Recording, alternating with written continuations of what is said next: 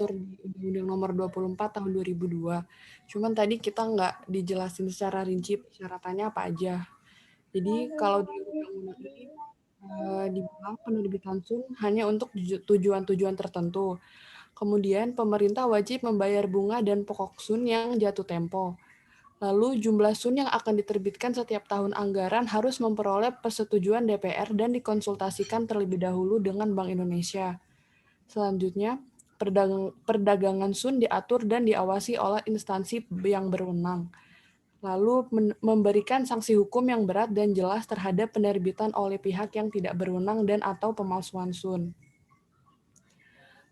Lalu kalau untuk tadi kan perdagangan SUN itu kan diawasi oleh instansi berwenang, itu juga ada peraturan langsungnya, itu Keputusan Menteri Keuangan Nomor 66 Tahun 2003 tentang penunjukan Bank Indonesia sebagai agen untuk melaksanakan lelang surat utang negara di pasar perdana. Lalu juga Peraturan Menteri Keuangan Nomor 209 Tahun 2009 tentang lelang pembelian kembali surat utang negara. Dan yang terakhir itu ada Peraturan Menteri Keuangan Tahun 2008 tentang lelang surat utang negara di pasar perdana. Itu Pak. Ya, Safira tadi gimana? Yang ditanyakan terkait dengan tanpa syarat apapun tuh maksudnya arah pertanyaannya yang di mana? Ya, coba yang dijelaskan oleh Alivia tadi sudah menjawab atau belum? Monggo. Jadi intinya tetap ada persyaratan gitu ya.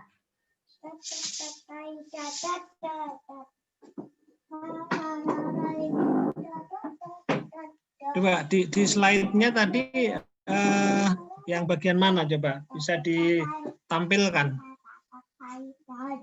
Itu konteks kalimatnya ya yang disampaikan Safira tadi ada di slide mana nih? Jadi tanpa persyaratan apapun itu persyaratan dalam penerbitan atau persyaratan dalam pembelian, coba.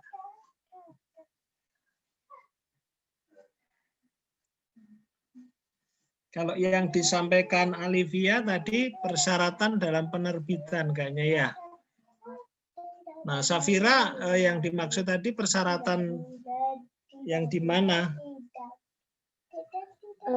Kurang tahu juga sih Pak, tadi kayaknya saya bacanya syarat tanpa syarat dari penerbit gitu Pak. Oh enggak, coba diperlihatkan ininya, slide-nya, teman-teman kelompok. Atau di YouTube tadi yang di bagian mana? Nah, bagus, silakan.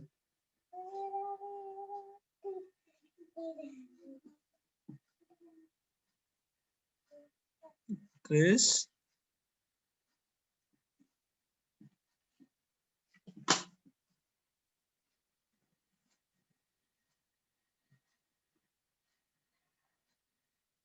Coba diperhatikan Safira yang di mana tadi? Itu Pak, yang prinsip dasar. Prinsip dasar. Surat berharga merupakan surat pengakuan utang tanpa syarat dari penerbit.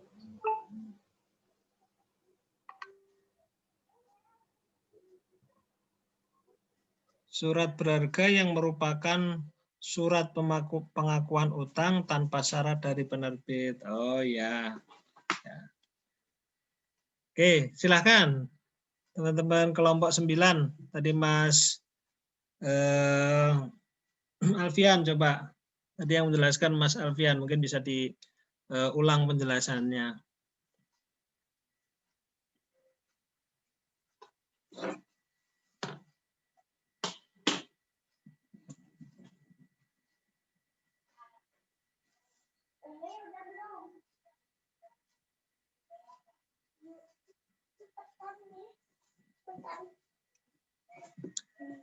Halo? Halo? Mas Alfian atau Adesti atau Alivia? Halo? Halo? Ya, halo? Mohon maaf kok nggak ada yang respon ya? Iya, Pak. Ada gangguan atau gimana? Udah, Pak. Udah bisa. Mungkin lagi diskusi. Iya. Oke. Monggo.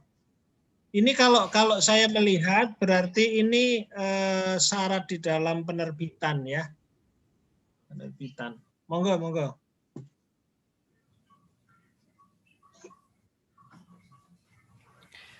Ini kan karena jatuhnya kayak obligasi, jadi siapa aja bisa beli ya. Kalau yang dari kami baca itu, SUN itu dapat dimiliki investor instansi ataupun investor perseorangan yang merupakan warga negara Indonesia. Jadi syaratnya cuma dengan melampirkan KTP aja Pak saat pembeliannya. Dan juga bisa didapatkan melalui pasar perdana maupun pasar sekunder. Oke. Gitu. Jadi syarat kita sebagai yang mau membeli surat utang negara ini Pak, kalau saya nangkepnya. Cuman lampirin ini aja KTP saat pembeliannya untuk membuktikan kita warga negara Indonesia. Oke, itu penjelasan untuk syarat pembelian ya. Nah, kalau gitu coba kita lihat yang satu sisi lagi. Kalau ini tadi surat utang ya, bagaimana dengan suku? Kalau suku ketika membeli apakah ada persyaratan lain?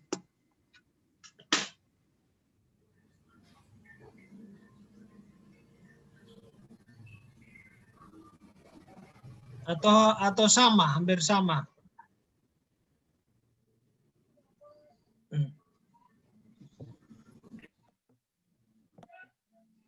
Kalau di atau yang mungkin kami maksud baca, dari persyaratannya membeli itu pertama, gimana Pak? Maaf. Persyaratannya itu pertama, investor adalah warga negara Indonesia.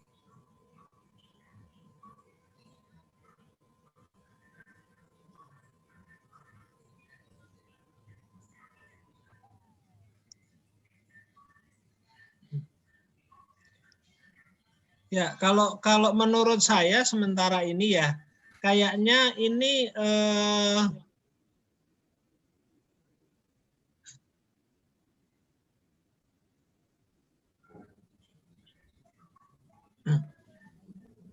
jadi prinsip dasar dalam penerbitan ini.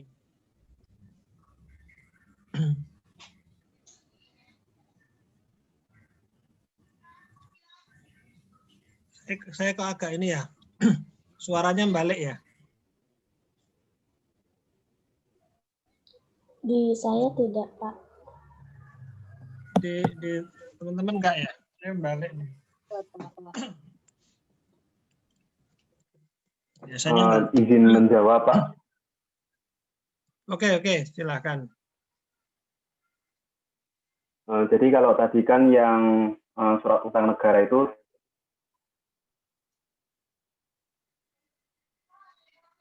tidak ada syarat dari penerbit. Nah, sedangkan kalau suku negara atau itu kan ada macam-macam jenisnya. Iya. Salah satunya tadi ada yang suku untuk haji misalnya. Nah, itu kan khusus untuk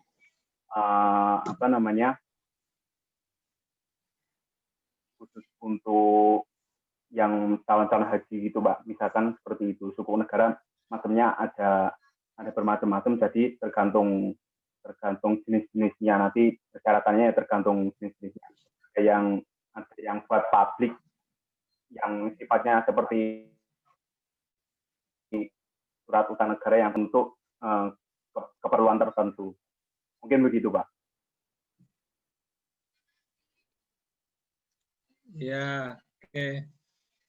Itu yang berarti kalau penjelasan Mas ini persyaratan di dalam penerbitan atau persyaratan di dalam pembelian, Mas? Dari pihak pembeli atau dari penerbitnya? Kalau ini coba kita kaitkan dengan yang di bawahnya, teman-teman. Yang di bawahnya itu, Ya, underlying fatwa ini kan sebetulnya kan merupakan persyaratan ya untuk sukuk kan? Iya, Pak. Jadi sementara saya membacanya itu dari penerbit. Ya, jadi dalam penerbitan surat utang itu tidak perlu ada underlying, tidak perlu ada fatwa yang melandasi. Ya, nah kemudian kalau suku harus ada kan ya, harus ada underlying, harus ada fatwa dulu kan gitu ya. Itu dari sisi penerbitan jenisnya ya. Kalau menurut saya seperti itu. Mas Alivia tadi pendapatnya hampir sama apa enggak tadi? Mas Alfian. Iya Pak, kurang lebih seperti itu Pak. Iya Pak, kurang lebih seperti itu Pak. Ya, oke. Kalau seperti itu berarti terjawab nih yang disampaikan. Halo, Iya, Pak. Safira masih nyambung? Oke. Masih, Pak. Oke, sekarang yang lain silahkan satu lagi.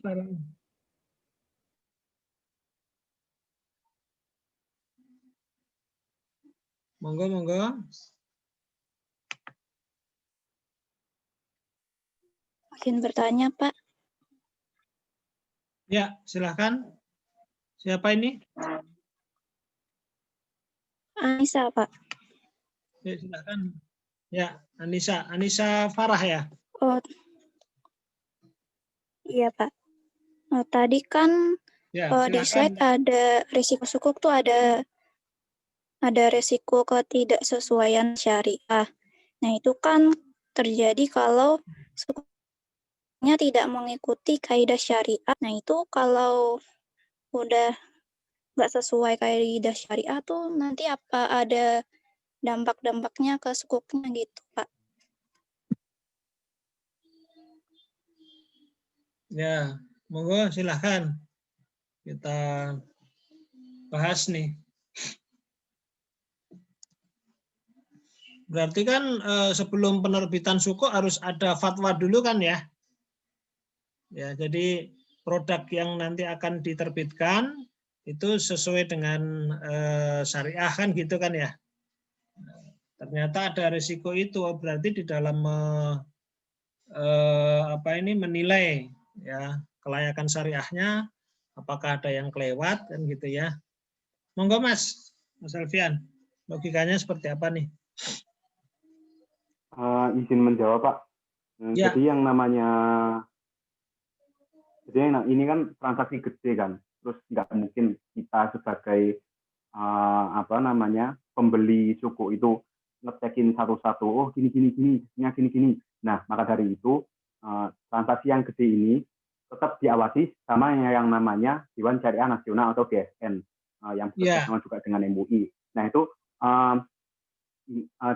DSN ini ranahnya nggak cuman obligasi syariah atau suku ini sendiri, tapi mencakup juga bank syariah atau asuransi syariah dan lain sebagainya. Nah itu mereka mencakup transaksi yang bersenggolan dengan syariah, kurang lebih seperti itu. Nah untuk risiko ketidaksesuaian syariah, yaitu namanya khilafiyah manusia, yang jelas sudah ada dewan yang mengurus terkait transaksi mana saja yang diperbolehkan secara syariat maupun tidak. Kurang lebih seperti itu, Pak. Itu maksudnya nanti termasuk kalau suku itu nanti sudah diterbitkan ya. Kalau misalnya sudah diterbitkan kan bisa di pasar sekunder dan sebagainya gitu ya. Itu termasuk yang harus diawasi ya Mas ya. Ya Pak, betul Pak. Ya, berarti kan ini awalnya ada fatwa kan gitu ya. Tentang ini kesesuaian syariah, kemudian nanti apakah di dalam implementasinya itu ada yang tidak sesuai apa tidak kan gitu ya. Kalau memang tidak sesuai, ya berarti nanti harus dikembalikan intinya. Dikembalikan sesuai dengan fatwa itu. Ya. Oke. Mungkin demikian ya, Nisa ya. Kalau kejadian sampai ditarik lagi sih kayaknya enggak ya. Ya, enggak. Berarti nanti perbaikan ke depannya, penyempurnaan ininya, pengelolaannya. Oke, ini mumpung masih di slide ini, teman-teman kelompok 9. Ini kan judulnya risiko sukuk ya. Halo? Iya, Pak. Risiko sukuk. Tetapi kok di sini ada risiko pasar gitu. Risiko pasar yang di sini ini penjelasannya terkait dengan bunga. Ini maksudnya gimana nih? Apakah judulnya yang harusnya luas, risiko surat utang gitu, atau Maksudnya, memang isinya yang belum sesuai? Gimana? tadi kan suku ini kan ada yang internasional. Jadi maksudnya risiko pasar ini dapat berupa risiko terhadap tingkat suku bunga di pasar sekunder, suku dan risiko nilai tukar mata uang asing. Kalau misalnya tadi yang internasional, Pak. Jadi antar rupiah ke dolar misalnya. Jadi Kalau yang suku bunga gimana nih? Kan kalau suku kan basisnya bukan bunga nih.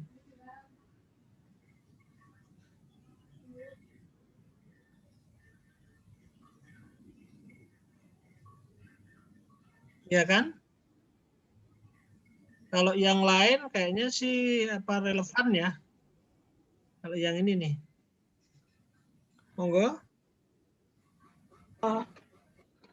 Mungkin maksudnya ke itu Pak di pasar sekunder kan kalau misal tingkat suku bunga itu naik, harga sukuk itu kan bisa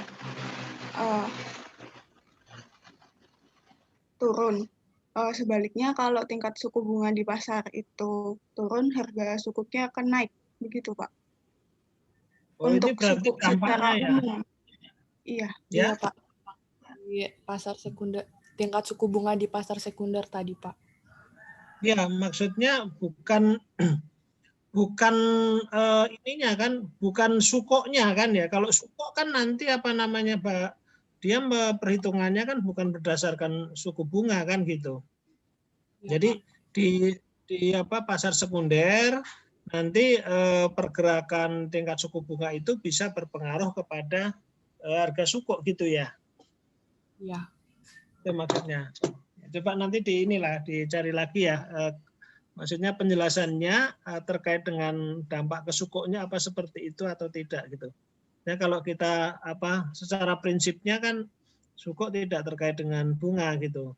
Tapi di sini dinyatakan timbul dari instrumen investasi tradable ya yang di sekunder tadi perdagangan kembali.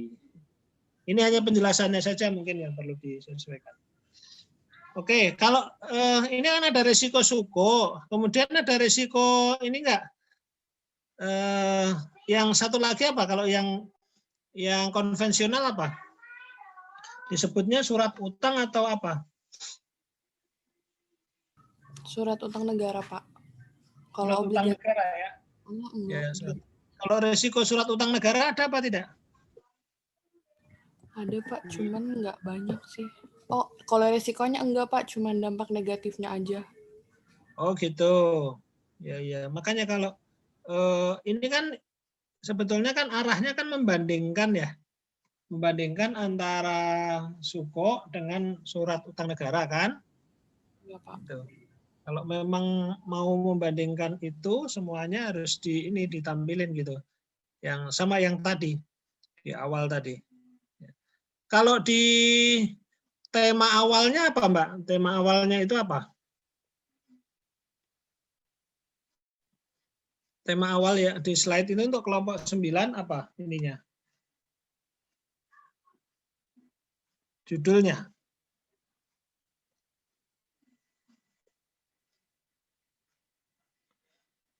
Sukuk dan surat utang negara atau masih ditambahkan lagi obligasi? Karena kalau obligasi kan tetap bagian dari sun ya. Iya kan?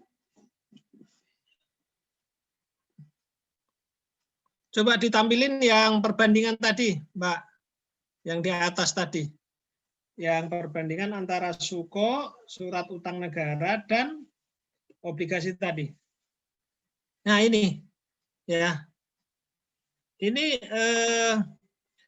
kalau misalnya mau dikelompokkan ke dalam dua kelompok besar, sebagaimana gambar awal tadi, berarti kan ini SUKO negara atau SBSN, ya,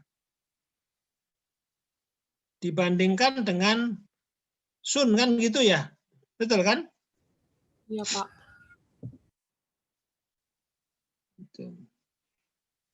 Coba yang di gambar sebelumnya, slide kedua.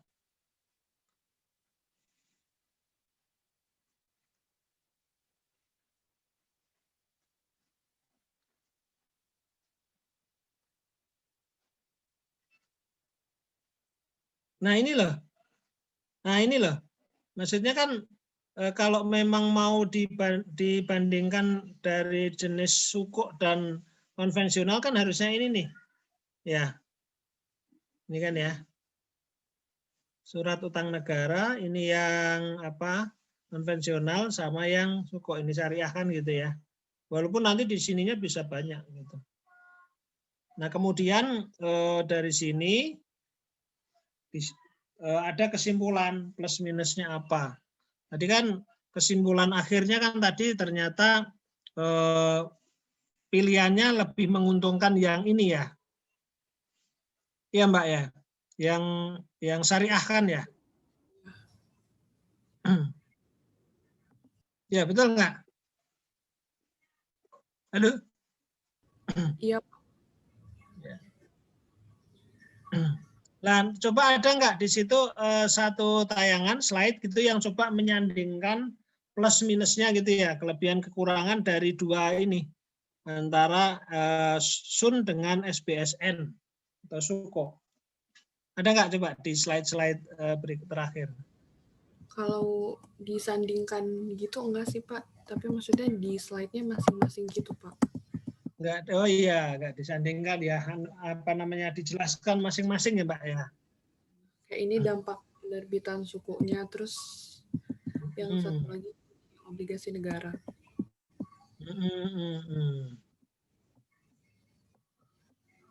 Ini obligasi negara ya.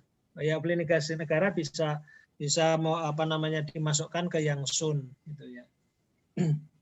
Ya boleh, nanti ditambahkan aja satu atau dua slide yang katakan merangkum ya.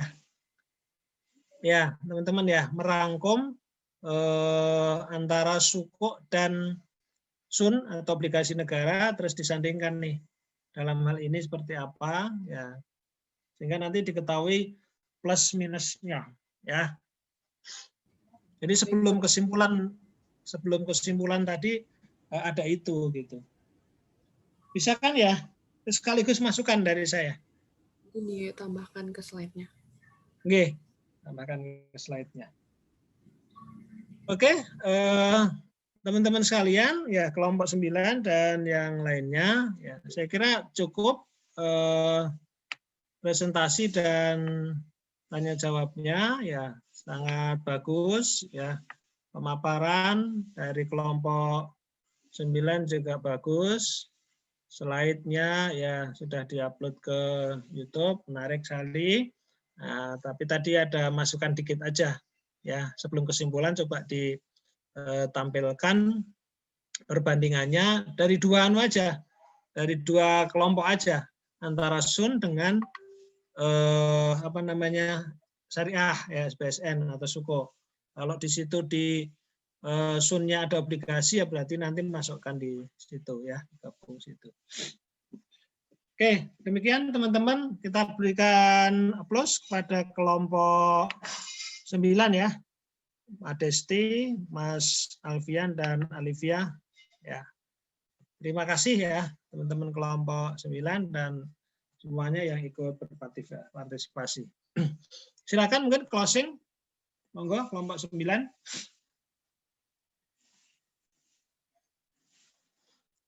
Silakan ditutup dulu kelompok 9, monggo. Terima kasih sudah menyimak presentasi dari kelompok kami. Apabila ada kesalahan, mohon dimaafkan. Assalamualaikum warahmatullahi wabarakatuh. Waalaikumsalam warahmatullahi wabarakatuh. Ya. Baik, agenda pertama sudah kita selesaikan, teman-teman sekalian.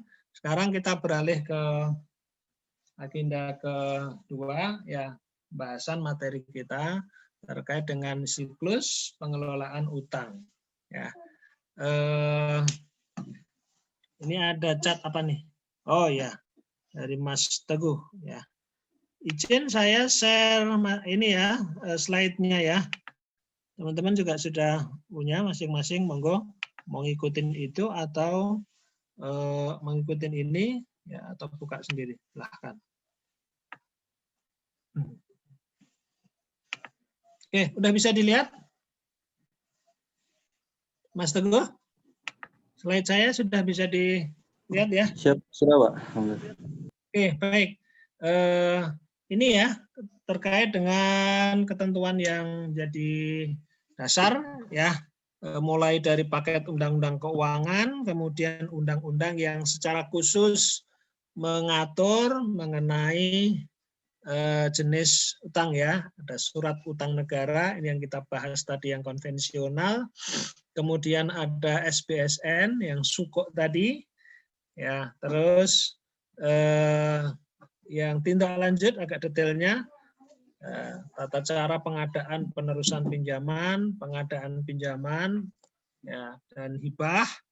Terus tata cara penarikannya ya, ini lumayan banyak nih. Tata cara melelang SUN di pasar perdana, tata cara lelang pembelian kembali ya. SUN ini sebetulnya belum lengkap nih ya. Belum lengkap ini. Tadi kan udah disampaikan apa namanya, Mas Alfian ya, ada cara book building, ada lelang dan sebagainya kan gitu ya. Itu kan juga terjadi tidak hanya di SUN tapi juga di SUKO kan gitu ya.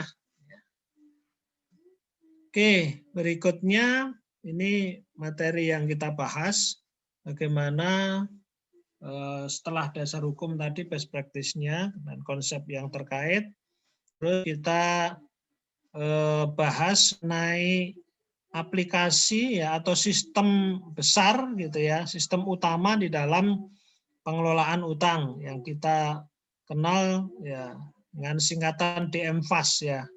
Debt Management apa nih? DMFAS apa nih? Sudah ketemu atau belum nih?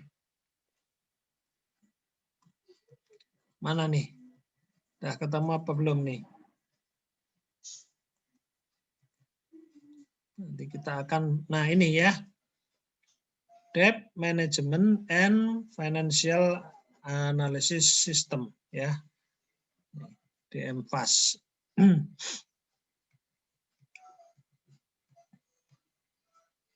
Oke. Nanti termasuk fungsi-fungsi ya atau modul-modul yang ada di dalam DMFAS, terus proses bisnis ya terkait dengan tadi bagaimana mengadakan, bagaimana menjual, bagaimana menarik kan gitu ya dan seterusnya. Nah, pengertian ini kita lewatin tadi sudah ya supaya nggak berulang nih ya. Nah, ini dari sisi pengelolanya ya. Kalau dari unsur SIA kan ada apa ini orang ya, unsur orangnya ya. Orang itu bisa yang menggunakan atau bisa mengelola atau termasuk di situ membuat kebijakan ya.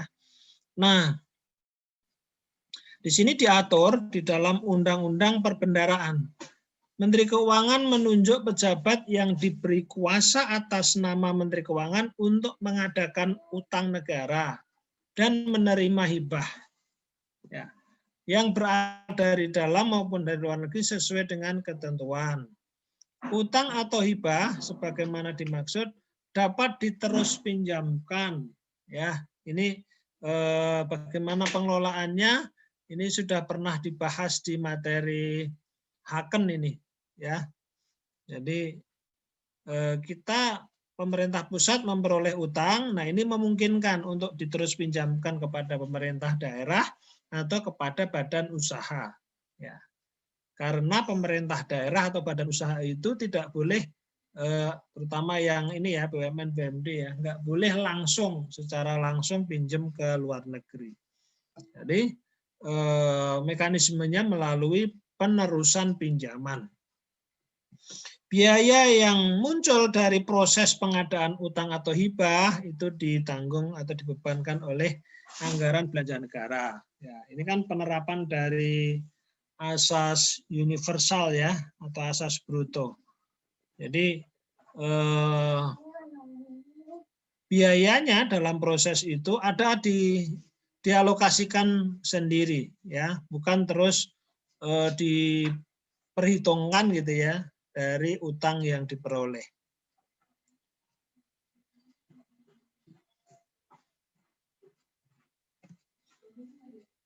Terus konsepsi yang lain ya, APBN defisit, ini saya kira sudah paham kita ya, ini menjadi kebijakan ya. Berikutnya, tujuan pengelolaan utang dalam jangka panjang adalah meminimalkan biaya utang dengan tingkat risiko yang terkendali. Ya. Berikutnya kebijakannya ya tidak ada kaitan, tidak terkait dengan politik ya.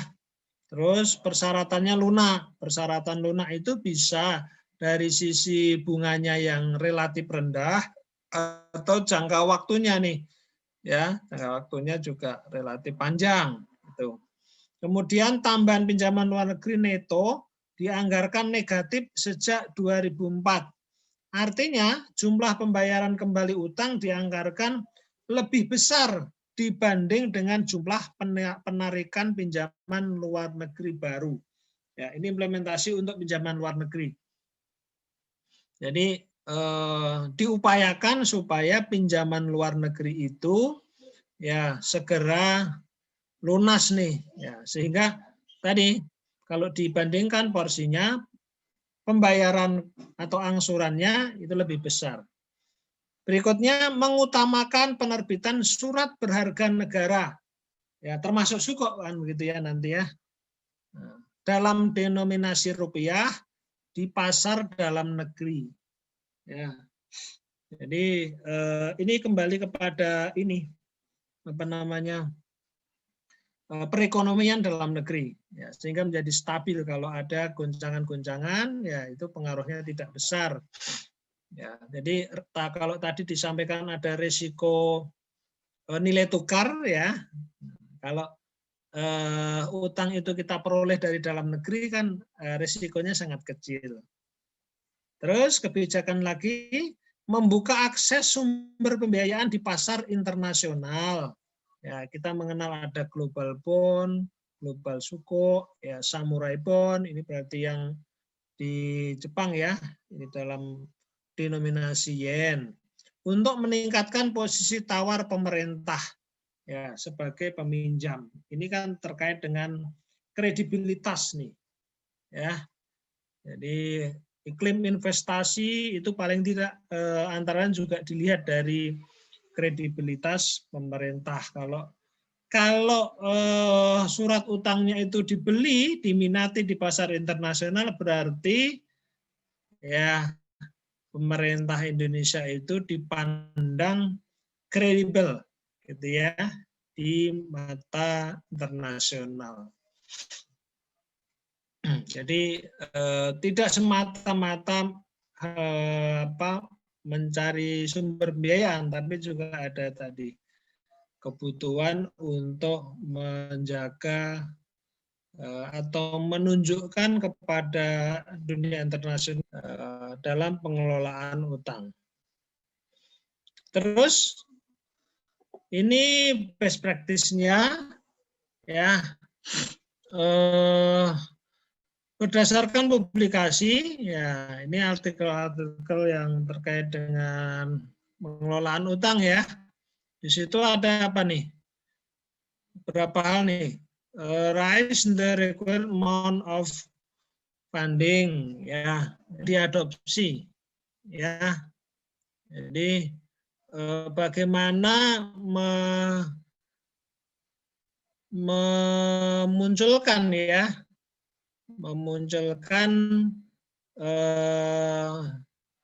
pembiayaan ya.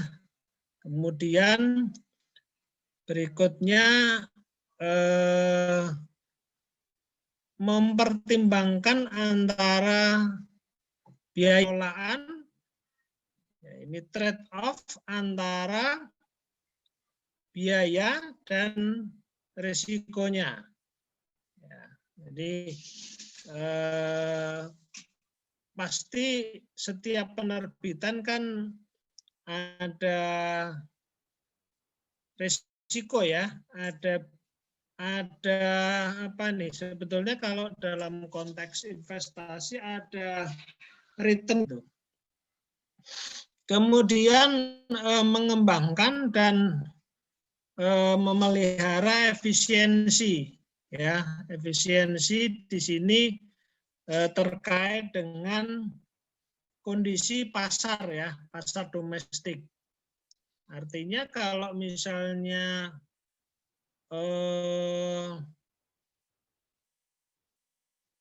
instrumen yang ada itu prosesnya juga di dalam bisa penerbitan maupun di pasar sekunder ya, itu kalau misalnya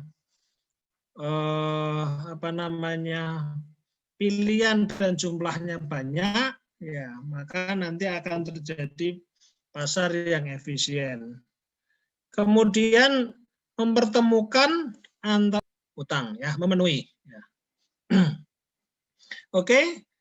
Utang di Indonesia digunakan sebagai instrumen fiskal, instrumen investasi, ya, jadi tidak hanya sekedar satu tujuan, tetapi beberapa tujuan yang diusahakan itu bisa dipenuhi di dalam setiap penerbitan, ya, kebijakan penerbitan utang. Makanya ketika mau menerbitkan harus koordinasi dengan BI, ya, dan sebagainya kan gitu ya, supaya kalaupun tujuan awalnya itu memenuhi kebutuhan pembiayaan dari sisi fiskal ya, tetapi moneter juga terjaga. Ya, kemudian untuk pengembangan investasi juga bisa bertambah gitu ya, jadi instrumen di pasar keuangan. Karena tujuan penggunaan yang kompleks, maka pengelolaan harus menghasilkan informasi yang memadai ya, dan prosesnya juga ya, prosesnya juga kan harus dikelola dengan sistem informasi yang memadai.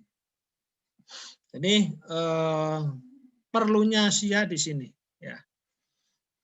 Nah, ini prinsip-prinsip di dalam akuntansi utang publik ya, terkait dengan residen wilayah. Di situ poinnya adalah bahwa residensi tidak didasarkan pada kriteria status nasional ya, meskipun serupa dengan konsep resides ya, yang digunakan di banyak negara untuk pengendalian pertukaran pajak dan tujuan lainnya. Kemudian time of recording ini model pencatatan ya, accrual juga sudah ya, kemudian nanti ada pencatatan tunggakannya, valuasi, penilaiannya, currency ini pilihan mata uangnya, maturity terkait dengan kebijakan jatuh temponya, nanti terkait juga dengan pembelian kembali gitu ya, atau mungkin penukaran gitu ya, debt switching. Terus konsolidasi ya, metode penyajian data statistik ya. Nah, nanti bisa kita lihat manfaat atau fitur-fitur yang ada di dalam DM Plus. Nah, kalau dari sisi organisasi, teman-teman, maka ada satu unit eselon 1 yang secara khusus bertugas ya, atau diberikan kewenangan untuk mengelola utang, yaitu Direktorat Jenderal Pengelolaan Pembiayaan dan Risiko. Ya. Kalau sebelumnya namanya Direktorat Jenderal Pengelolaan Utang, ya, tapi diperluas, ya, berkembang, diperluas, tidak hanya utang tapi pembiayaan secara luas ditambah dengan pengelolaan risiko. Ya. Nah, di situ ada beberapa eselon 2. Dari eselon 2 yang ada itu bisa dipetakan, teman-teman. Ya. Yang berperan sebagai front office itu Direktorat Pinjaman dan Hibah, misalnya, ya intinya direktorat itu nanti bertugas mencari pinjaman, ya, atau hibah, donor-donor, ya, termasuk mengadakan negosiasi, ya, sampai penandatanganan loan agreement. Jadi dia di depan, ya, berhubungan dengan donor, ya, atau pihak yang membutuhkan, kementerian lembaga yang membutuhkan pembiayaan itu. Kemudian Direktorat Surat Utang Negara, berarti penerbitan, ya, atau penarikan kembali surat utang negara, entah itu yang jangka pendek atau yang obligasi, ya. Kemudian Direktorat Pembiayaan Syariah, nah ini yang SPSN tadi. Kemudian ada yang berperan sebagai middle office, ya. Kalau middle office berarti di situ strategi, portofolio, dan pembiayaan. Nah ini bicara strateginya nih, ya. Bagaimana kombinasi kebijakannya? Nah itu ada di middle office. Baru kemudian proses pencatatan, akuntansi itu ada di back office, ya. Nah yang tidak ditandain berarti terkait dengan beberapa fungsi, ya. Bisa front office dan middle office atau back office, ya. Ini kan atau yang risiko tadi, ya. Misalnya kan di sini Direktorat PRKN, Direktorat Pengelolaan Risiko Keuangan Negara. Ya, ini banyak nanti. Risiko bagaimana misalnya nanti harus, misalnya pensiun itu harus dibayar sekaligus, ya. Nah, resikonya nanti kira-kira seperti apa? Ya, ada proyek-proyek besar, bagaimana nanti keberlangsungan pembiayaannya, resikonya nanti seperti apa, ya? Banyak itu. Kemudian ada PDPPI, ya. Ini terkait dengan semacam ini pembiayaan bersama ini, ya, seperti proyek-proyek KPBU, ya, itu di sini nih, ya, dikelolanya. Oke, itu penjelasan mengenai orang atau lembaga, ya, yang mengelola. Nah, kemudian ini infrastruktur sistem informasi yang terkait, ya, yang terkait. Nih, yang pertama DMFAS, ya, DMFAS. Aplikasi ini dikembangkan oleh PBB ini, ya.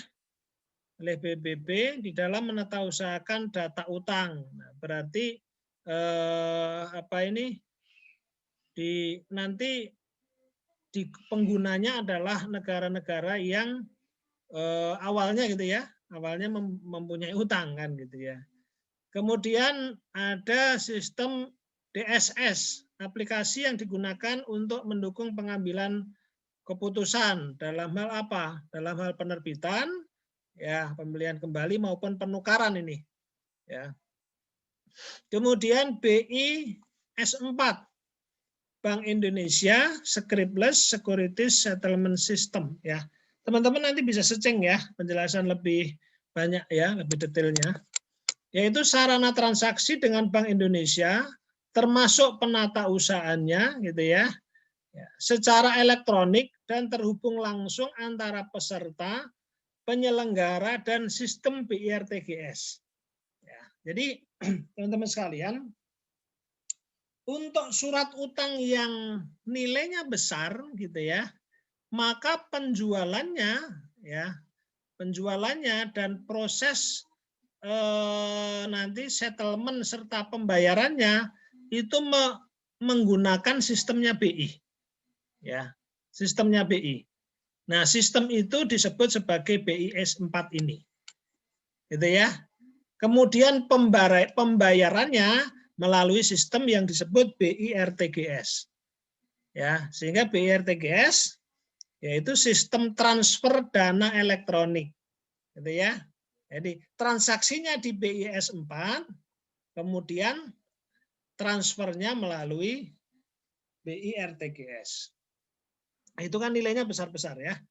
Terus infrastruktur yang lain adalah SPAN ya. Jadi DMFAS yang tadi diterapkan ya digunakan oleh DJPPR ya, nanti kan akan terkait ya, terhubung dengan SPAN.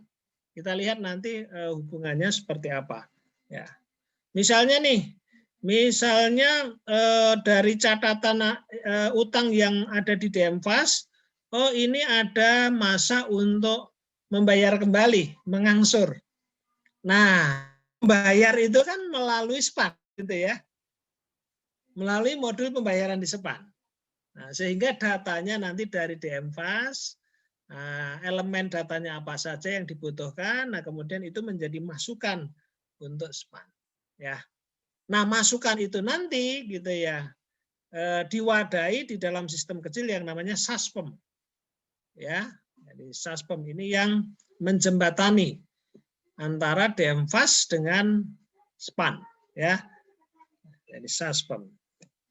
Terus MOFID, ya, MOFID itu Minister of Finance Dealing System, ya. Jadi ini sistem yang digunakan oleh Kementerian Keuangan untuk pelaksanaan proses transaksi SBN, ya, khususnya untuk debt switching dan buyback. Berarti ini apa namanya sudah disekunder ini sebetulnya ya. Jadi kalau misalnya mau menukar gitu atau membeli kembali, berarti sistemnya menggunakan ini. Ya. Nah ini kan berarti terhubung dengan pasar sekuritas ya. Berikutnya dealing room. Nah, kalau dealing room ini adalah ruangan ya, ruangan kerja yang di situ ya nanti digunakan untuk bertransaksi ya di dalam mengelola instrumen-instrumen utang tadi ya. Berikutnya Bloomberg. Kalau Bloomberg ini berarti apa nih? Semacam situs ya, situs yang bisa diakses, gitu kan? Ya, untuk melihat instrumen-instrumen investasi di situ ya. Bisa saham dan sebagainya. Reuters juga demikian ya. Tapi ini awalnya dari kantor berita ya. Terus apa itu DMFAS? Tadi sudah ya intinya. Sistem pengelolaan utang berbasis komputer yang dikembangkan oleh PBB nih ya. Secara khusus PBB-nya adalah bagian Conference on Trade and Development ya. Yang digunakan untuk menjalankan tugas operasional memenuhi kebutuhan analisis dan statistik di dalam pengelolaan utang. DMFAS dapat digunakan oleh negara anggota PBB. Ya, kemudian DMFAS menyediakan asistensi atas 2 arus aktivitas pengelolaan utang, downstream ya dan upstream. Kita lihat ada istilah baru. Ya, downstream seperti apa? Maintenance database, validasi data utang, operasional utang, pelaporan internal eksternal, statistik analisis ya, pembuatan link tadi ke software pendukung. Kalau upstream analisis akan keberlangsungan utang ya yang disediakan oleh World Bank dan IMF. Ya. Jadi kalau upstream di sini cenderung ke ini nanti kebutuhannya ke atas ya, ke atas. Kalau untuk downstream lebih ke operasional ya, operasional.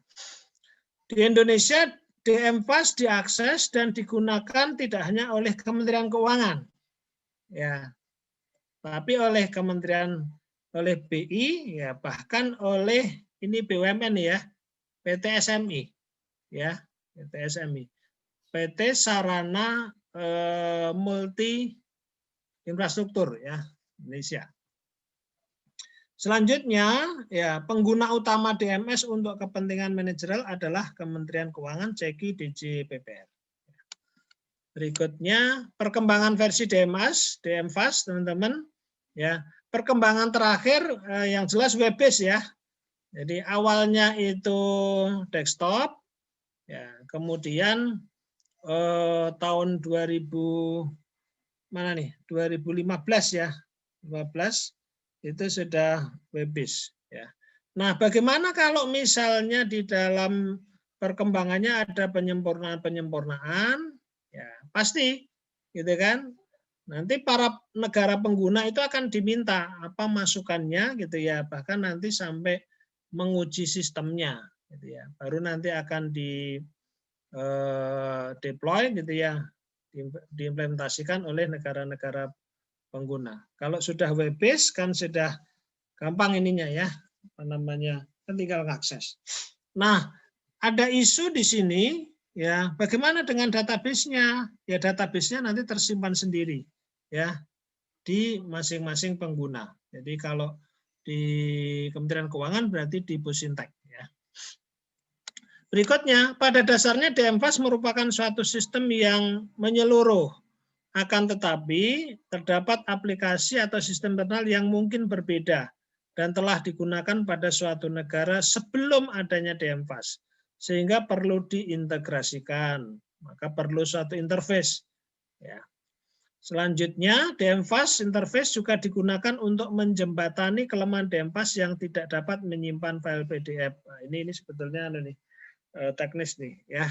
Sehingga server dokumen pinjaman dan hibah diakses melalui DMFAS interface ya. Ternyata harus melakukan penyimpanan dokumen loan agreement misalnya gitu ya. Nah, ada DMFAS UNTAD, ada DMFAS interface. Ya, jadi subsistemnya DMFAS UNTAD merupakan core-nya ya, ini yang utamanya. Mengadministrasi pinjaman, hibah, surat berharga negara, dan pinjaman pemerintah. Dalam portofolio aplikasi DJPPR, DMFAS berperan sebagai basis data utama. Selanjutnya DMFAS interface, aplikasi yang berperan menghubungkan antara DMFAS dengan aplikasi pendukung lainnya, ya, untuk menunjang kebutuhan spesifik operasional dalam pengelolaan, pembiayaan, dan risiko. DMFAS interface terdiri dari modul-modul aplikasi administrasi dan kurs. Ya. Terus,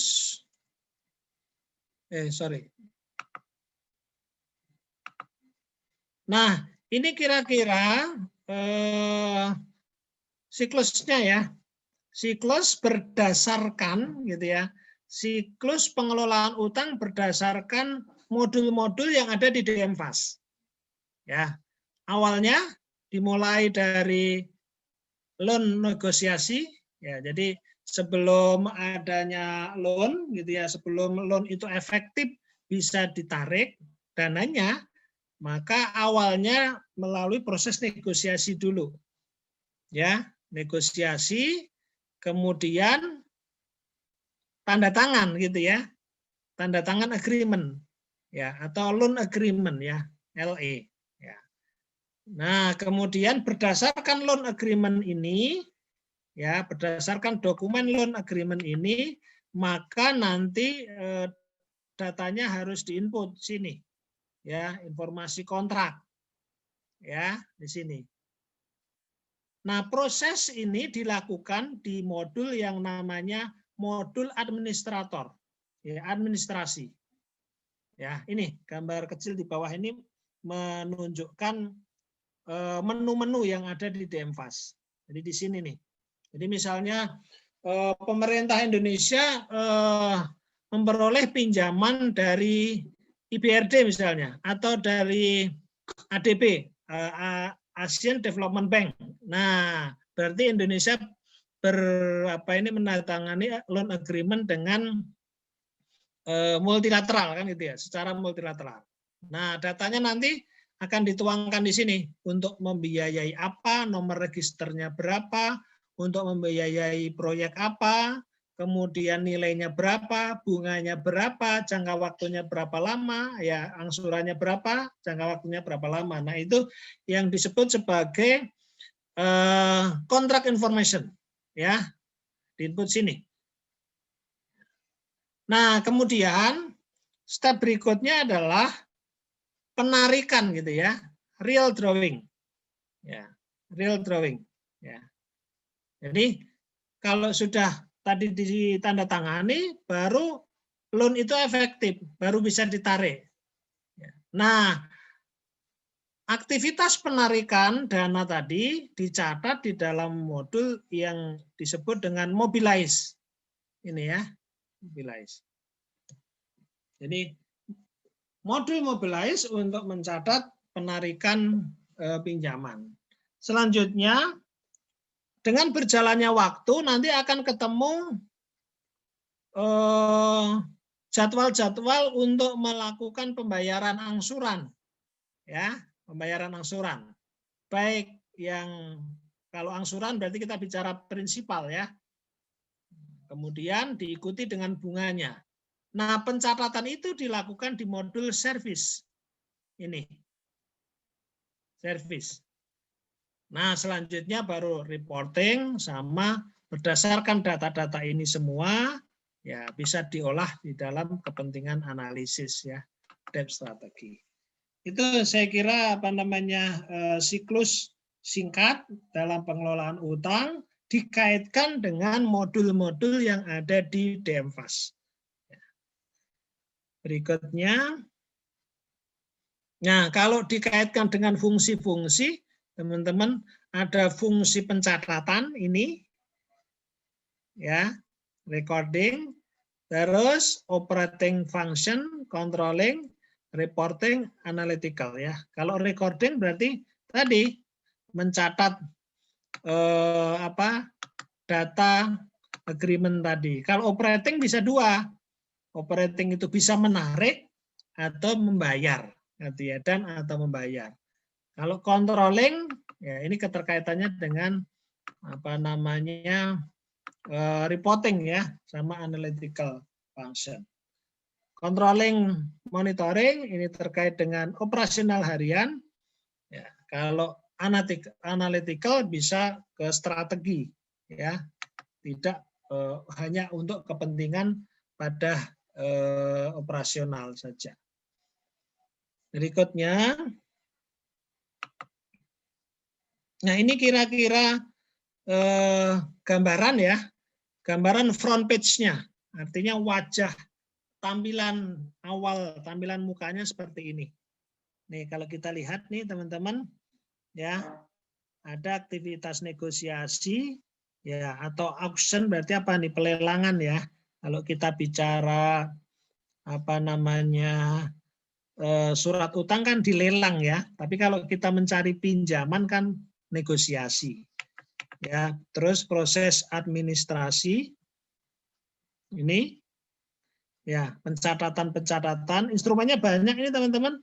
Loan ya, pinjaman, online loan ya, online loan, terus debt sekuritas, suko ya, ini yang mencerminkan jenis-jenis utang ya, surat utang atau surat berharga syariah negara.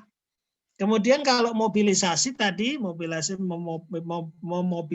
berarti menarik atau menggunakan dananya, gitu ya. Ini. Terus debt service ya, ini berarti melunasi ya, mengangsur ya, atau membeli kembali. Ini reportingnya ya, hari ini analisis. Ini gambaran ya, front page sekaligus menu dan fitur-fitur yang ada di dalam DMFAS. Di slide berikutnya berarti ini yang lebih detail dari tampilan tadi teman-teman. Menu administrasi ini tadi mendukung pencatatan data terkait pembiayaan yang bersumber dari tadi ya, berbagai macam utang tadi. Terdapat juga submenu untuk merekam general agreement, ya, reference, dan sebagainya. Berikutnya, operating function tadi yang 2, penarikan maupun pembayarannya, baik pokok maupun bunga. Ya, nanti kan bisa dilihat di situ schedule-nya kapan, ya, nilainya berapa, perhitungan bunganya seperti apa, nah, alokasi anggarannya seperti apa, ini juga dicantumkan di situ. Controlling tadi sudah ya, mengecek akurasi, validasi, error check, eco check. Ini termasuk bagian dari pengendalian ini ya. Ya, jadi pengecekan ketika input ya. Nah, ini istilah error check sama eco check nanti teman-teman bisa searching ya. Ini istilah di dalam pengendalian ya terhadap kualitas data. Berikutnya reporting tadi sudah, ya intinya bisa memenuhi kebutuhan internal maupun eksternal. Eksternal antara lain yang upstream tadi ya. Upstream tadi kan terkait dengan apa? Keberlanjutan ya utang, terus report pengendalian, baik report yang tinggal menggunakan, udah didesain gitu ya, maupun yang kita isi parameternya, gitu ya. Jadi yang di sini ada jenisnya nih, predefined report without parameters dan predefined report with parameter. Ya, jadi bisa ditentukan tanpa parameter. Jadi misalnya laporan angsuran utang kapan saja, udah nggak perlu menentukan isian. Tapi kalau misalnya pakai isian, oke, antara tahun sekian sampai tahun sekian misalnya. Ya, atau jenis utang ya dengan kondisi seperti ini ya dipasang parameternya. Atau di situ user define report sesuai dengan kebutuhan user ya seperti pivot gitu ya, seperti bisa diambil diolah seperti pivot table. Ini saya kira yang sudah dijelaskan tadi oleh Mas Alfian ya dan kawan-kawan. Saya nggak akan menjelaskan ulang, ya, tetapi intinya adalah DMFAS ini menatausahakan ini semua. Kalau awalnya teman-teman, awalnya itu hanya terkait dengan pinjaman awalnya, yang ini nih, ya. Tapi beriring berkembangnya ini instrumen-instrumen surat utang, ya, padahal ini pada akhirnya ini yang banyak kan gitu ya. Nah, sehingga cakupannya sampai di sini. Cuman gitu ya, cuman nanti pertanyaannya apakah semua data detail itu masuk ke sana ya. Karena kan DMFAS ini kan sudah istilahnya customize dari sana kan gitu ya.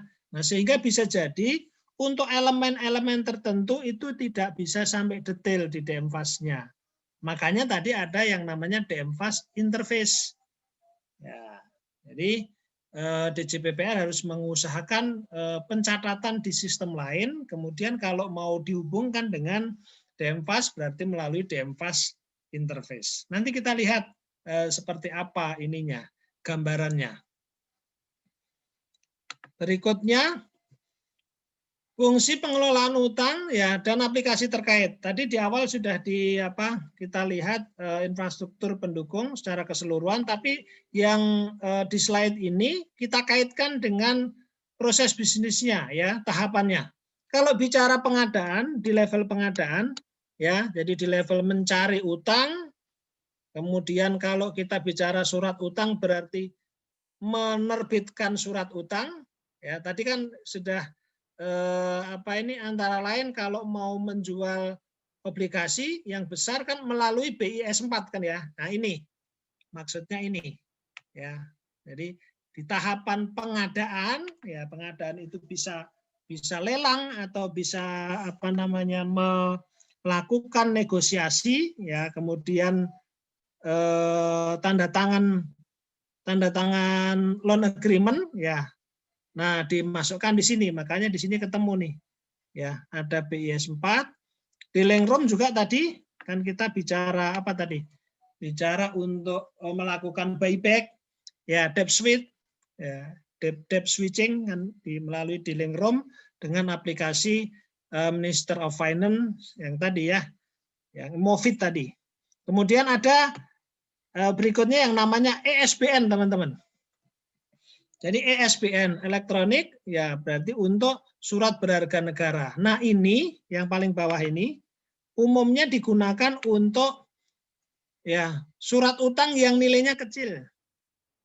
Ya, nah kita mengenal ada misalnya obligasi retail, ORI kan gitu ya, obligasi retail ya, Indonesia atau termasuk yang sukuk yang harganya kecil-kecil, ya nanti menggunakan ESBN. Kemudian settlement. Settlement ini lebih ke pencatatan ya, dan pembayaran sebetulnya. Pembayaran, pencatatan. Ya, jadi kalau tadi yang besar-besar melalui BRTGS. Kalau yang kecil tadi SBN, dia melalui Simponi MPN. Ya, sama seperti membayar penerimaan, tetapi tujuannya adalah untuk membayar atau membeli sukuk atau membeli obligasi retail ya yang nilainya kecil. Nah, kalau SEPAN kan ini sifatnya pencatatan. Jadi berapa yang katakan catatan utang maupun catatan nanti pembayarannya. Pencatatan di sini masih pencatatan ininya ya, utangnya ya. Terus perekaman ya dan penarikan DMFAS dan SPAN. Ya, DMFAS nanti akan ada informasi ya, data penarikannya seperti apa. Nah, penarikannya itu kan nanti juga melalui sistem SPAN ya dari modul pembayaran. Berikutnya pembayaran. Nah, kalau yang kuning ini ya prosesnya tahapannya namanya pembayaran, tapi maksud pembayaran di sini adalah pembayaran kembali. Gitu ya. Pembayaran kembali. Nah, kalau pembayaran kembali berarti ketika SEPAN ketika negara itu membayar angsuran, ya, maka datanya berdasarkan DMFAS, kemudian tadi ada interface antara DMFAS dengan SPAN yang namanya SASPEM. Ya. Kalau pelaporan, DMFAS sendiri juga mengakomodir dan SPAN nanti secara keseluruhan ya secara umum sebagai bagian dari penyusunan laporan keuangan. Nah, ini kalau dikaitkan dengan DMFAS, teman-teman, ini tepatnya nih. Ya. Dari depan sini modul administrasi, perekaman, ini tadi udah saya ulang ya. Beberapa kali penarikan mobilize, bayaran kembali servis. Kalau dikaitkan dengan modul di SEPAN, ini modul penerimaan, teman-teman, ketika menerima ya, ketika menerima. Kemudian ini nanti ada komitmen loan agreement tadi ada catatannya, kemudian ketika akan membayar juga nanti akan ada semacam perintah untuk membayar dasarnya ya, ada komitmen. Kemudian modul pembayaran ini pembuatan SPP SPM. Ya, terus pelaporannya di modul GL.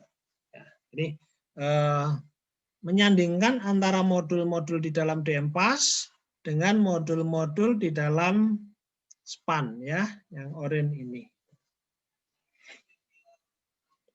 Nah, kita lihat juga proses ya, siklus pengelolaan utang nih, ini khusus untuk pinjaman. Ya, khusus untuk pinjaman secara lengkap ini, teman-teman. Ya, walaupun tadi secara garis besarnya sudah ya dikaitkan dengan DMFAS, tapi ini yang lebih lengkap lagi karena yang bagian ini ya kita fokus kepada pinjaman, bukan surat utang nih. Ya, jadi urutannya ini sebetulnya mengulang materi Haken ini, teman-teman. Ya, mengulang materi Haken. Mulai dari misalnya intinya adalah ya di dalam pengusulan pengadaan pinjaman luar negeri, maka dasar utamanya adalah proyek yang akan dibiayai. Proyek yang akan dilakukan itu apa? Kemudian ternyata kita kesulitan pendanaan sehingga diupayakan dari pinjaman luar negeri. Ya, jadi ada proyeknya dulu. Ya, jadi mulai dari tahap perencanaan di Bappenas, ya diusulkan oleh kementerian lembaganya, masuk ke dalam daftar yang namanya Blue Book, ya artinya ini daftar panjang. Kemudian dari situ nanti akan dilihat prioritasnya teman-teman, termasuk nanti peluang untuk memperoleh pinjaman, ada komitmen dari lender, baru nanti masuk ke dalam list yang namanya Green Book, berarti sudah daftar yang prioritas ya, atau short list ya. Baru nanti akan ada penyiapan berbagai kriterianya, masuk ke daftar kegiatan ya, oke, daftar kegiatan yang benar-benar akan dibiayai, terus ada negosiasi. Nah, di sini peran ini nih. Semua di sini nanti DJPPR akan punya peran. Siapa yang terkait? Bappenas, Kementerian Lembaga gitu ya. Nah, selanjutnya nanti dari negosiasi akan diikat melalui loan agreement, tanda tangan. Ya, pemenuhan berbagai persyaratan, kemudian loan efektif. Bentar, maaf dulu.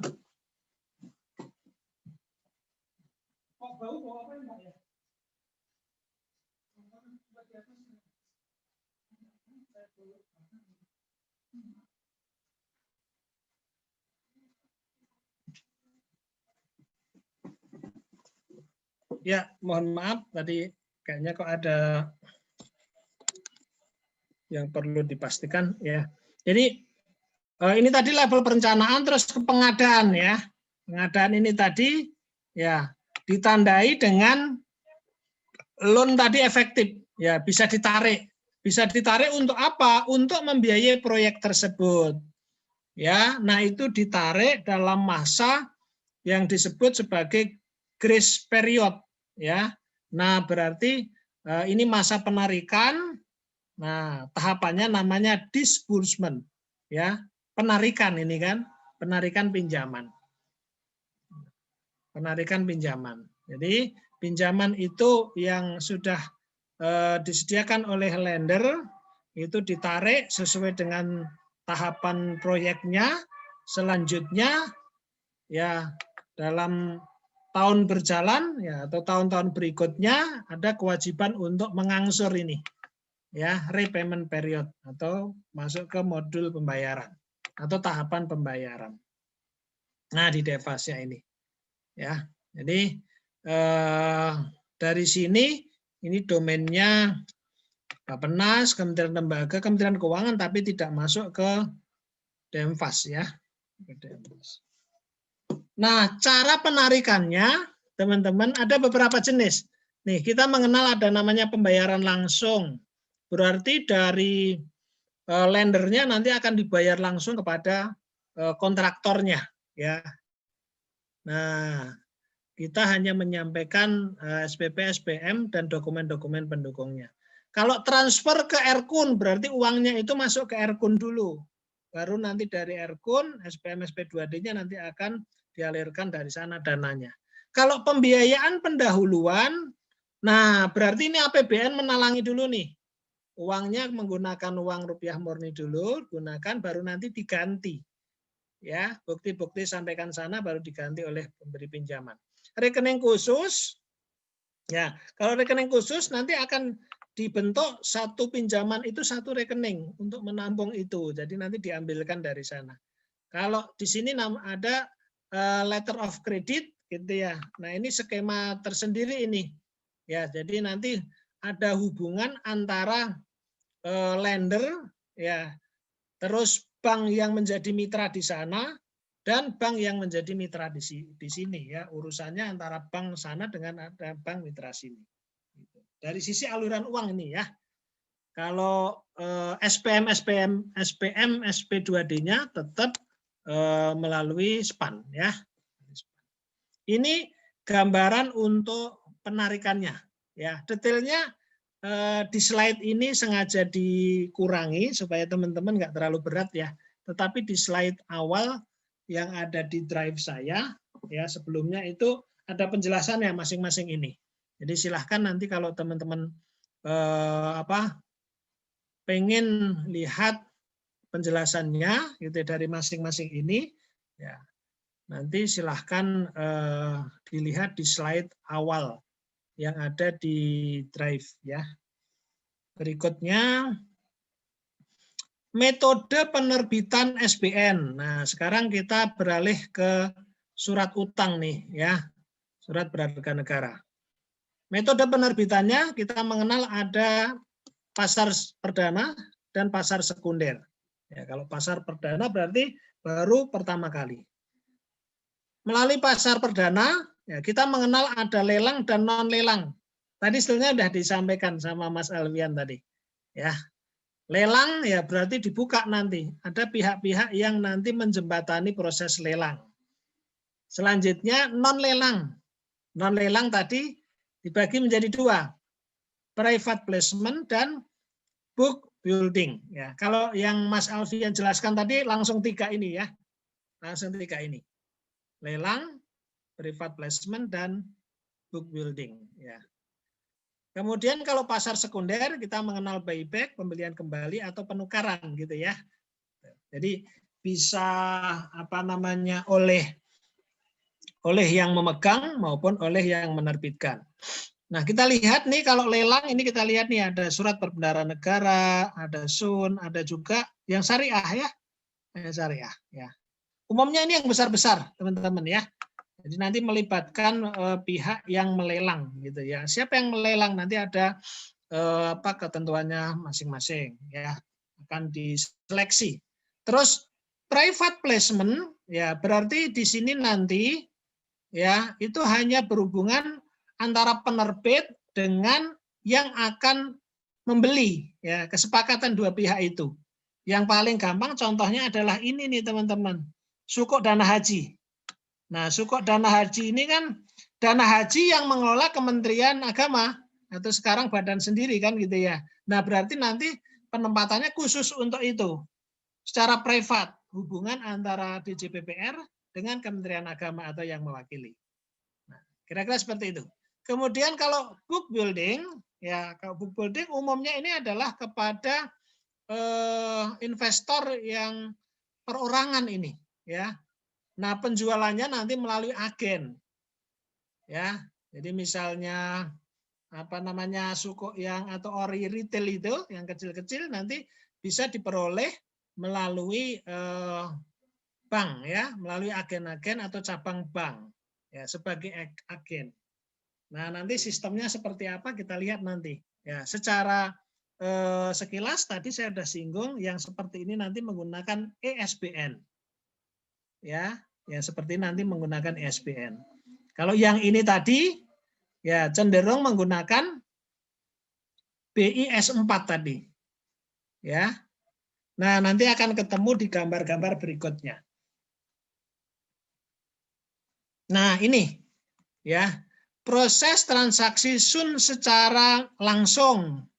Ya, secara langsung berarti dari penerbit DJPPR gitu ya, langsung kepada pihak yang akan membeli, tetapi sistemnya tetap melalui BIS 4.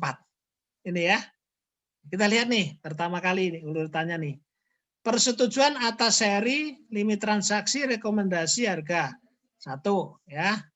Nih, terus kedua, DJPPR akan mengakses dealing room, ya dia di dalam dealing room mengakses aplikasi terkait. Terus ada dealer counterparty, ya 3 di sini, mencetak mengirimkan deal tiket ke sini, menyiapkan dokumen, terus di sini ada penetapan dokumen hasil transaksi, ada pengumuman, ya terus nanti akan nyambung dengan sistemnya BIS 4. Ya, pencatatannya di sini. Ya, jadi langsung tetapi tetap melalui dealer, teman-teman ya. Dealer ini nanti akan diseleksi ya. Dan di apa ini ada proses ininya seleksinya oleh DJPPR. Kemudian setelah disetujui dari sini, prosesnya nanti melalui BIS 4, uangnya kan gitu ya. Uangnya nanti ditransfer melalui BIRTGS. Nih settlement-nya kan di sini nih. Ya, settlement-nya kan di sini nih. Nah, datanya nanti akan menjadi input untuk DM-Fast. Ini. Jadi di sini ada penjelasan nih, yang oranye ini alur putus-putus, alur dana, kalau yang merah alur settlement atau alur status penyelesaiannya, ya. Oke, ini untuk transaksi sun secara langsung. Berikutnya melalui pasar perdana, ya, pasar perdana. Jadi ada beberapa dealer di sini, ya, ada beberapa dealer di sini. Jadi awalnya investor, ya, ada pengumuman lelang, ya, ada para pembeli, calon pembeli, kemudian melakukan penawaran kepada dealer-dealer ini, kan gitu ya. Terus mengakses BIS 4, ya, mengakses BIS 4 ke sini. Ya. Berikutnya bayar melalui BRTGS, kan ya. Ada proses pembayaran dari sini. Datanya masuk ke sini, ya. Nah, sebelum proses ini tadi teman-teman bidding dan sebagainya, ya, Kementerian Keuangan atau DJPPR menyampaikan hasil lelangnya, ya, hasil lelangnya. Makanya ini ya umumnya yang nilainya besar. Ya. Berikutnya private placement, tadi yang contohnya dana haji, kalau kita lihat di sini, teman-teman, awalnya dimulai dari penawaran pembelian SBN, ya, awalnya kan gitu ya. Walaupun biasanya ada negosiasi dulu. Oke, DJPPR siap menyiapkan instrumen, kan gitu ya. Nanti silahkan bisa untuk portofolio dari dana haji. Jadi sebetulnya dua pihak nih yang memperoleh keuntungan. Ya, Kementerian Keuangan mencari sumber pembiayaan, pengelola dana haji juga ada portofolio gitu ya, ada tempat untuk menginvestasikan daripada menganggur, ya. Tetapi prosesnya secara formalnya pihak ini katakan menawarkan, ya. Kemudian berikutnya akan dicek nanti, kan gitu ya, pemberitahuan tertulis, ya, seperti ini, ya. Kalau memang tidak memenuhi ya ditolak, kan gitu ya. Kemudian dibahas, ya, dibahas, terus ada dokumen kesepakatan, ya, sehingga mengikat dua belah pihak antara investor dengan DJPPR sebagai penerbit, ya. Nah, ada sepakat, kemudian pencatatannya melalui tetap BIS 4 tadi yang ada di BI dan uangnya melalui BI RTGS. Nah, catatannya masuk ke DM-Fast. Itu. Lanjut. Ini yang contoh untuk obligasi retail yang tadi nilainya kecil-kecil ya, yang dibeli langsung oleh para investor ya, masyarakat ya. Nah, caranya melalui book building. Nah, sistemnya namanya ESBN. Nah, ESBN itu nanti terkoneksi dengan sistem-sistem lain yang terkait. Maka disebut dengan API ya. Di sini application programming interface ya. Jadi nanti akan terhubung dengan sistem-sistem lain yang terkait. Kita lihat siapa saja. Yang jelas DJPPR, teman-teman. Ya, DJPPR yang punya aplikasi ini ya, terhubung nanti bisa diakses oleh investor. Kemudian bisa diakses oleh agent tadi yang menjadi mitra distribusi, antara lain apa di situ? Bank-bank tadi ya. Kemudian terhubung juga dengan Simponi. Jadi ketika dia pesan kemudian disetujui, maka nanti akan ada billing yang diterbitkan dari Simponi, bayarnya melalui ini. Ya, sehingga masuk ke MPN. Statusnya bukan pendapatan tetapi penerimaan pembiayaan. Ya. Kemudian kirim data penetapan Bank Indonesia. Ya, ini kan keterkaitannya dengan bahwa penerbitan surat utang itu harus koordinasi dengan BI ya. Selanjutnya ya, data ini nanti menjadi alat untuk analisis ya. Alat analisis. Nanti ini masuk ke DM-Fast ya, ini ya, DM-Fast. Jadi keterkaitannya ini ya. Jadi ada sistem sendiri yang diakses oleh banyak pihak yang terkait. Ya, investor nanti mengakses ini web based gitu kan ya, dilayani oleh mitra distribusi, ya, cabang-cabang bank, ya, sebagai agent, ya, kemudian bayar juga nanti melalui sistem MPN nih, keterkaitannya banyak. Nah, data itu semua nanti masuk ke Denpas. Apakah data detailnya nanti akan semua masuk ke Denpas? Ya, kalau data detail dari profil investor ini di sini saja, gitu ya, Denpas saja. Oke, itu ya terkait beberapa proses bisnis ya di dalam penerbitan ya atau penjualan surat utang. Kita lihat berikutnya buyback atau debt switching. Ya, ini hampir sama teman-teman, hampir sama ketika menjual ya, ketika menjual surat utang ya. Jadi cuman di dalam melakukan buyback atau debt switching kan harus ada analisis dulu ya. Analisis dulu, nah, kemudian diputuskan, baru nanti mengakses ini dealing sistemnya. Ya, seolah-olah kan berinvestasi kan ini ya.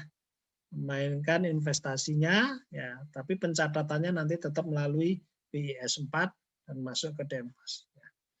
Berikutnya proses bisnis penerbitan dan penarikan pinjaman hibah. Nah, ini kita sekarang balik ke pinjaman ini. Ya, sekarang balik ke pinjaman. Ini terkait dengan penarikan ya, penarikan. Sebentar, ini supaya nggak membingungkan saya confirm dulu. Teman-teman sampai di sini kalau ada yang mau ditanyakan silahkan. Monggo. Intinya adalah proses-proses yang ini tadi ya, ini terkait dengan surat utang ya. Ya, mulai dari sini nih. Ya, ini yang surat utang ini. Ya, ini.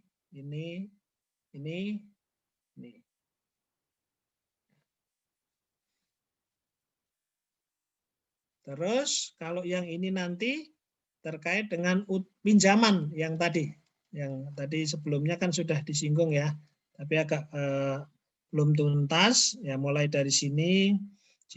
Nah, ini tadi terkait dengan penarikan pinjaman. Baru dilanjutkan ke slide mana nih? Ya, ini. Monggo, silahkan kalau ada yang mau ditanyakan ya sebelum ke sini. Ya. Mbak Fani, ada gambaran Mbak Fani? Halo? Halo? Mbak Fani, silahkan kalau ada yang mau ditanyakan. Monggo, teman-teman.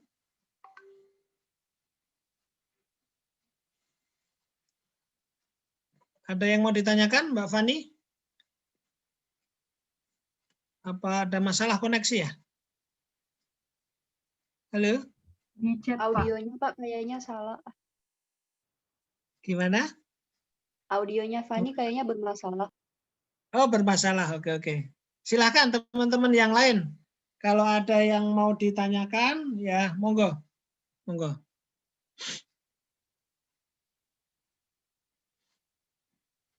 Jadi dari proses penerbitan tadi, termasuk buyback maupun debt switching ya, itu menggunakan infrastrukturnya, selain infrastruktur kita juga infrastruktur BI ya. Kalau yang retail ISBN ya menggunakan infrastruktur murni kita gitu ya, tetapi kan laporannya juga, informasinya disampaikan juga ke BI.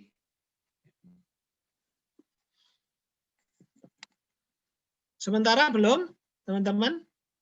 Halo? Ya Pak, kayaknya belum ada Pak. Oke, kalau gitu kita lanjutkan yang ini. Ini catatan ya. Ini catatan, ini melanjutkan yang pinjaman ya. Pinjaman. Agak detailnya.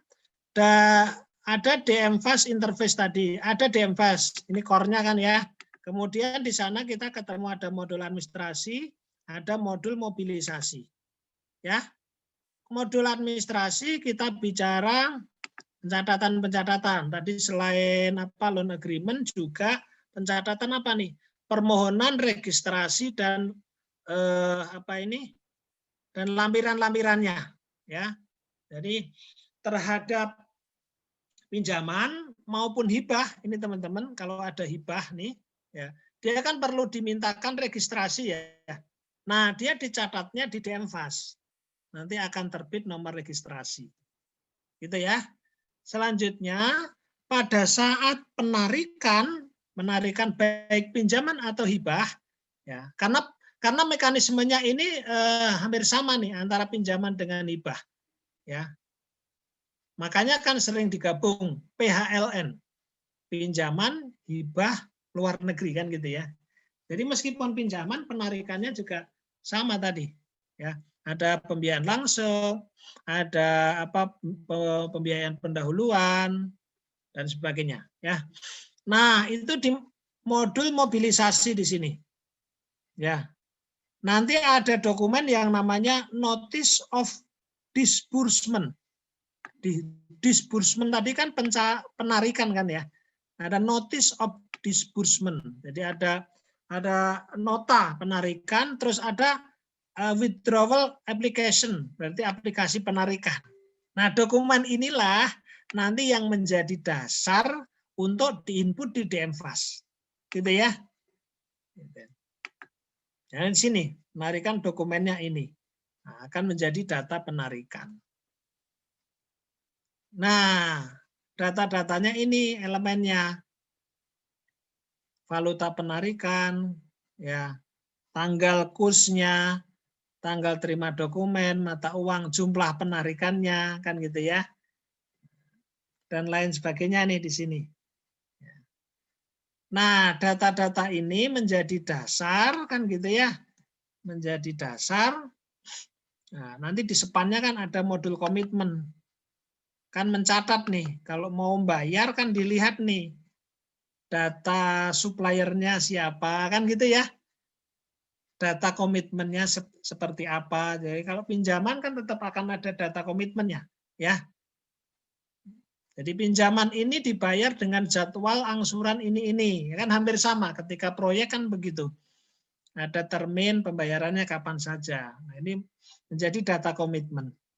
Nah, kemudian menjadi dasar untuk membuat SPP-SPM, teman-teman ya. SPM. Ya, kalau terkait dengan hibah nanti namanya pengesahan kan gini ya, kalau hibah langsung ya. Seperti itu. Nah, ada kalau hibah tadi, pengesahan hibah disampaikan ke KPPN. Ya, KPPN-nya KPPN khusus nih, KPPN khusus pinjaman dan hibah. Jadi nanti yang mencairkan di sana. Berikutnya, sekarang pembayarannya. Kalau ini tadi kan ceritanya penarikannya ya. Penarikannya. Withdrawal-nya atau disbursement-nya. Nah, kalau ini pembayaran angsurannya nih. Ya, dari DMFAS apa saja data yang dibutuhkan, modul yang terkait, modul debt service yang tadi kalau membayar angsuran kan service ya. Nah, kapan schedule-nya? Notice of pinjamannya ya. Payment-nya gitu kan ya. Itu seperti apa? Itu. Terus kalau terkait dengan surat utang tadi teman-teman ya, kapan mau buyback? Kemudian private placement ya pembayarannya. Ini bicara pembayarannya. Kemudian ada dokumen penagihan. Intinya adalah dokumen penagihan ini. Nah, itu nanti dari DMFAS kemudian dijembatani datanya nanti yang terkait dengan pembuatan SPM nanti dijembatani yang ke sistem kecil yang namanya SASPEM. Ya. Ke SASPEM.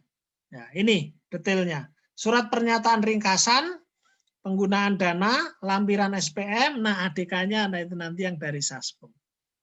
Di sini ya, baru nanti mengakses sistemnya SPAN, membuat SPM di modul pembayaran. Ya. Membuat SPP-SPM di modul pembayaran. Jadi saya ingatkan ya, teman-teman, DJPPR di dalam mengelola utang dia adalah BUN. Perannya sebagai BUN. karena perannya sebagai bun, maka di dalam membuat SPP SPM-nya dia langsung disepan. Ya, inputnya adalah Saspem. Gitu ya, ADK-nya Saspem. Di input bahan inputnya adalah dokumen-dokumen ini, dari sisi ADK adalah Saspem. Membuat SPP SPM-nya ada di SPAN. Jadi ingat ya, di dalam pembayaran pinjaman atau utang DJPPR sebagai bun dia, maka membuat SPP SPM-nya bukan di Sakti, tetapi langsung di SPAN, karena kan di sana ada modul pembayaran ya. Itu. Jadi ini DK Saspem menjadi bahan, kemudian masuk ke modul pembayaran, perekaman data di SPAN, SPP, SPM beserta chart of account-nya. Diproses oleh siapa? Diproses oleh KPPN khusus pinjaman hibah tadi. Ya, menjadi SP2D. Jadi KPPN-nya adalah KPPN khusus. Ya, kalau ini tadi kan DJPPR sebagai bun, ya. Sebagai bun yang mengelola utang. Saya izin ini dulu. Saya penuhi ini dulu, portal dulu ya. Portal dulu.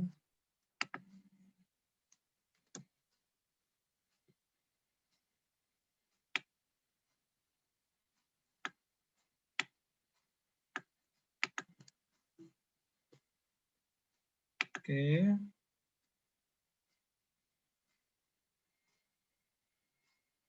Ya.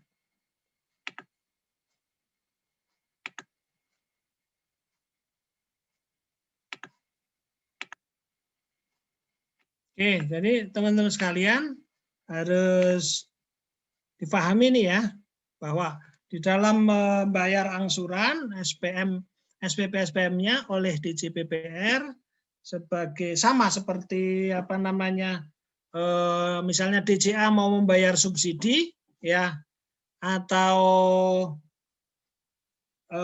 apalagi nih, misalnya DJPB mau membayar ini untuk pembayaran dana pensiun ya. Pensiun kan kalau taspen kan tetap harus harus ditambah dari keuangan kan ya. Keuangan. Nah, membuat SPP SPM-nya langsung disepan ini. Berperan sebagai bun ya. Nah, kemudian disampaikan kepada siapa? Kepada KPPN, tetapi khusus untuk pinjaman dan hibah. Itu saya kira prosesnya teman-teman. Selebihnya ini gambaran mengenai menu-menunya ya, dan aplikasi ya. Misalnya ini contoh nih ya, ketika perekaman loan ya, di sini kan ada nih instrumen ID-nya, kemudian kreditor reference-nya ya, terus ada agreement, kapan ditandatangani, kapan efektif, ya kira-kira seperti ini nih. Fiturnya ya, fiturnya. Form perekamannya seperti ini. Nah, ini contohnya nih, elemen-elemen datanya, ya. Kapan akan ini nih jatuh tempo kan misalnya, ya, maturity. Nah, informasi-informasi terkait dengan loan, nah itu direkam di situ. Kemudian ini mobilisasi. Kalau mobilisasi berarti bicara apa nih? Penarikan ya. Nah ini contohnya.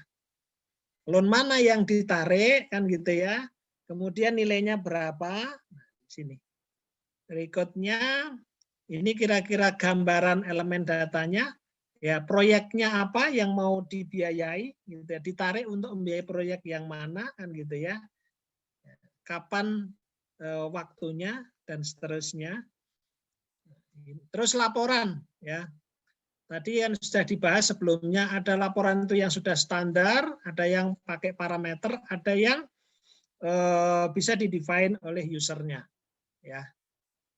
Terus ada yang laporan itu untuk World Bank ya. Ini contoh reportnya, termasuk ini teman-teman. Kalau kita sering melihat rincian pinjaman dan surat berharga, ini dihasilkan dari DMFAS ya, maupun report yang diolah kan gitu ya, sesuai dengan kebutuhan atau user defined report. Nah, seperti ini. Saya kira itu teman-teman sekalian pas waktunya.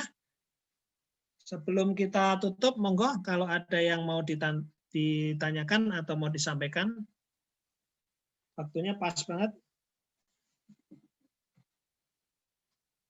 Dari perwakilan kelas, ada apa tidak yang mau disampaikan, monggo. Sebelum kita tutup. Halo? Silakan, Faiza, ada yang mau disampaikan? Mbak Ciasa? Kalau saya Ada? Monggo. Tidak, Pak. Udah cukup jelas. Cukup ya? Oke, silakan. Kalau memang udah cukup jelas. Kalau memang nanti masih ada bagian-bagian yang masih meragukan, silahkan teman-teman capture gambarnya. Nanti kita bahas di WA ya. Jadi jangan sampai teman-teman belum mantap, apalagi masih pemahamannya ini kok kayaknya masih bagian ini masih ragu-ragu gitu. Monggo ya, mumpung waktunya masih longgar nih untuk memahami. Dari ketua kelas ada yang mau disampaikan? Monggo. Jadi kesempatan dalam gimana Mas? Belum, Mbak. Belum ada. Cukup Mas Teguh? Cukup, sorry, Mbak. Baik, kalau demikian teman-teman sekalian, terima kasih atas kerjasamanya. Ya, mudah-mudahan yang kita bahas hari ini bisa kita pahami. Ya, tapi kalau memang ada hal-hal yang perlu saya jelaskan lagi, ya di bagian-bagian tertentu monggo saja. Ya, saya terbuka melayani diskusi teman-teman ya, silahkan di WA. Mau di grup atau mau japri monggo ya, silahkan. Mohon maaf kalau ada hal-hal yang kurang pas ya, kita tutup sama-sama. Alhamdulillahirabbil alamin. Assalamualaikum warahmatullahi wabarakatuh. Waalaikumsalam warahmatullahi wabarakatuh. Waalaikumsalam warahmatullahi Terima kasih banyak, wabarakatuh. Pak. Terima kasih banyak, Pak. Terima kasih banyak, Pak. Selamat lanjut belajar ya. Ini saya live ya, Mbak Ciasa ya. Ya, Pak.